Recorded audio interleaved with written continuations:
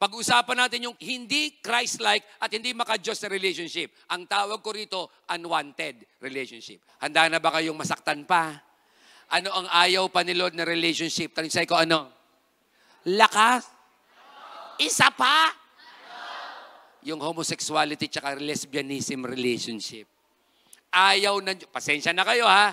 Kung kayo ay ganito, we understand you, but gusto ko lang diretsuhan to. Ayaw ni God. Look at the scripture. Jude chapter 1 verse 7. Sabi dito, just as Sodom and Gomorrah and the surrounding cities, which likewise indulged in sexual immorality and pursued, look at this, unnatural desire, serves an example of undergoing a punishment of eternal fire. Sorry. Gusto ko lang sabihin sa inyo, dalawa lang nilikha ng Diyos. Lalaki lang, babae lang.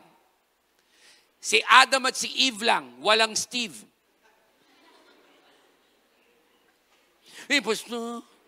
Puso akong babae na nasa katawan ng lalaki. Gusto kong sabihin sa inyo to ha, ikaw, lalaki ka. Kahit anong gawin mo, hindi ka magiging babae. Kahit magdagdag ka rito, magputol ka dito, maglagay ka dito, magpaganda ka ng muka, lalaki ka pa rin. Bakit? Meron ng babae na hindi tayo magkakaroong mga lalaki. Ano yun? Ang tawag doon, matres.